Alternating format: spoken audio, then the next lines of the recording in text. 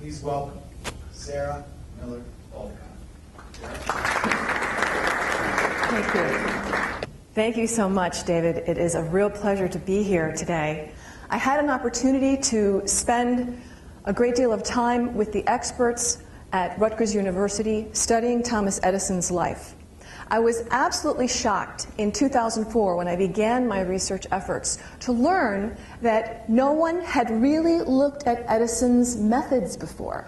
I was trying to identify what did this extraordinary man do that was so different. I wrote a book, which you have in your bag, Innovate Like Edison, and really looked at these 5 competencies of innovation. The first of these I call the solution-centered mindset. The second, kaleidoscopic thinking. The third, full-spectrum engagement. The fourth, mastermind collaboration. And the fifth, super value creation. When Edison was solving a problem, he looked first out into the future to say, what could exist, rather than what already exists as a potential solution for this problem. Edison also was very positive.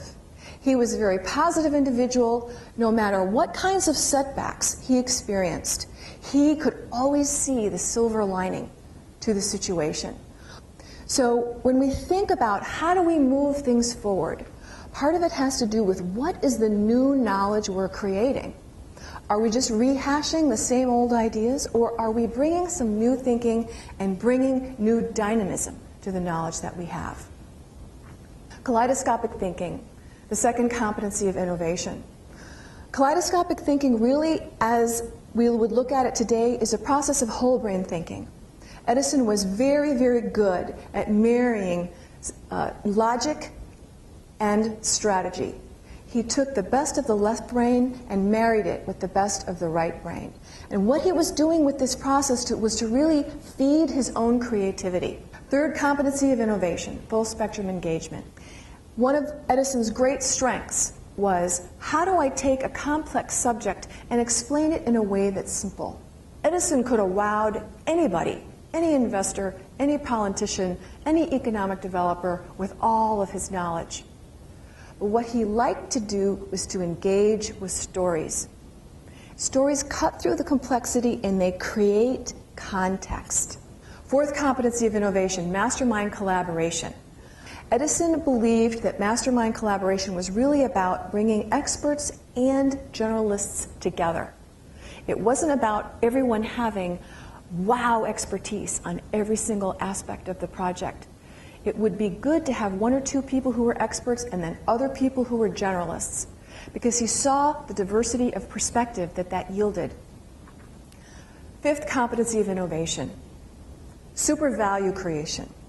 This is really where we see Edison bringing all of that juicy information from the experiments, from the whole brain thinking, from all of the discussion and engagement that went on in his teams, and bringing it into the marketplace. The 5 competencies of innovation give us a unique context for thinking about the entire innovation process itself, all the way from idea out to commercial success. We can think about the solution-centered mindset and the importance of imagination, the importance of looking at possibilities that don't exist now and experimenting with them. Kaleidoscopic thinking. How can we get the best of the left brain and the best of the right brain engaged together? What can we do that isn't just all about facts, but is also not all about strategy? Try to bring those things together. What about full spectrum engagement and the notion of storytelling, cutting through complexity, being able to communicate with people in new ways that create a context?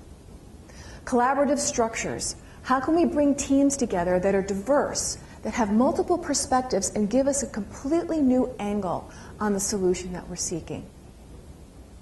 Super value creation. What is it that the customer will really take away? Where will there be that transformational experience in the products or services that you're putting forward? The Edison heritage is part of this world in the 21st century. Now, all of you can innovate like Edison. Thank you so much.